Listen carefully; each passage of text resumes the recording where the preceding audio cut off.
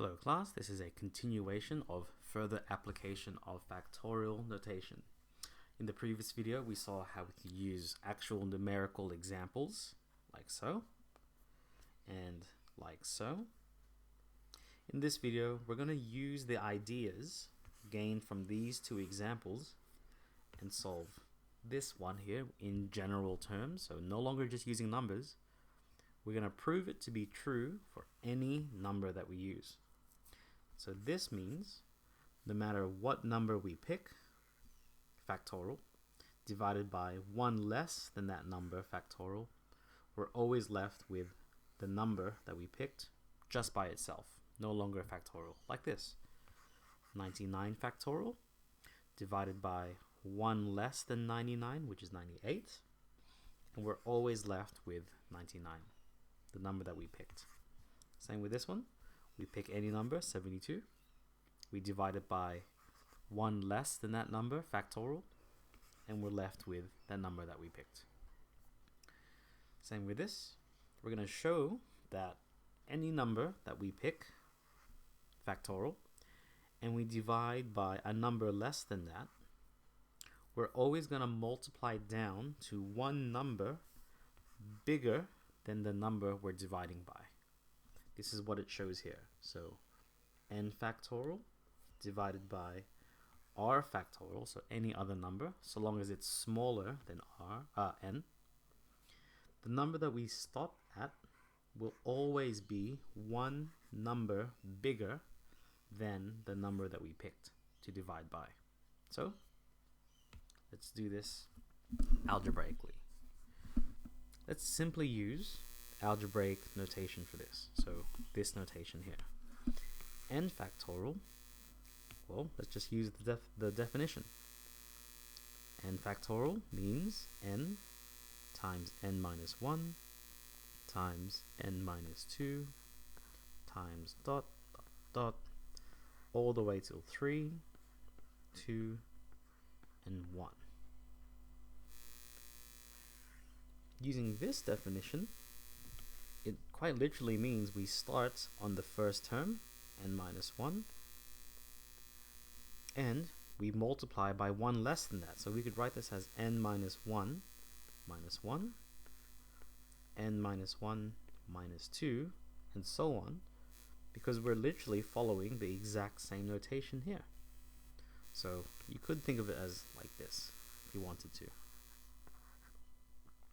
But as you can probably see, n minus 1 minus 1, that's just the same as n minus 2. N minus 1 minus 2, well, that's the same as n minus 3.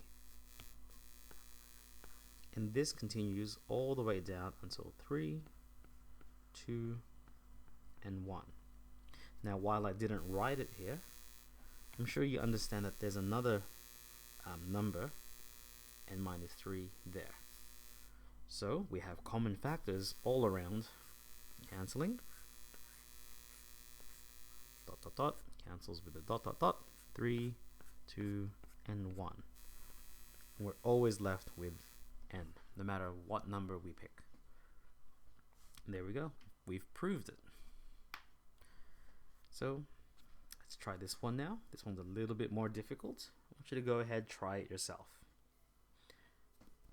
Now remember, the condition here is that n is bigger than r. Okay? It can't be true if this is bigger. So this is the only condition that we need to abide by. Let's start once again using our notation. N factorial is n times n minus 1 times n minus 2 dot, dot, dot, times 3 times 2 times 1. R factorial, here's where it gets a little bit tricky now. R factorial is r times r minus 1 times r minus 2 all the way down until 3, 2, and 1. We can see that these will cancel. What about these? Well, now consider, here's where a little bit more imagination needs to occur. So some imagination and some creativity. I want you to think about this expression here. Isn't it the case that as we multiply down, we're eventually going to encounter r as well? Because remember, n is bigger than r. I'll demonstrate to you what we mean. Using this number here, 8 times 7 times 6 dot dot dot 3, 2, 1. But somewhere down the line, since this number is bigger than that number, somewhere down the line of this factorial, you have to encounter the same number.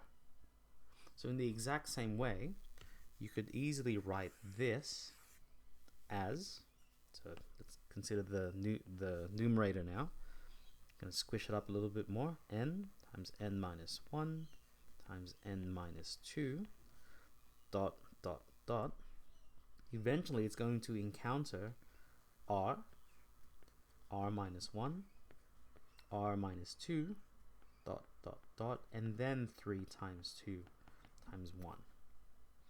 But not only that, let's consider this one. 8 times 7 times 6 times 5 times 4.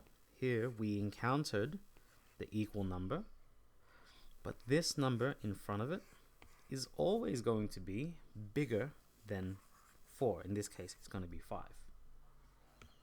That must mean eventually, not only do we encounter r as we count downwards, that means we're going to encounter a number 1 bigger than r. And then we get to r. So that's the numerator. So we could easily think of this as this expression here. I know it's a little bit tricky. Feels a little bit like it's cheating as well. But really, logically, it makes sense.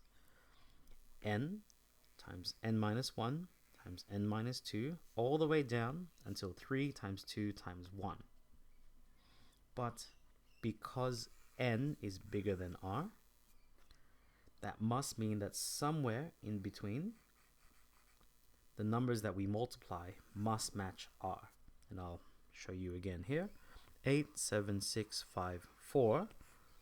We match it. And then from that point on, it must match all the way down. And not only that, the number in front of r is r plus 1. In this case, 4 plus 1. There it is there.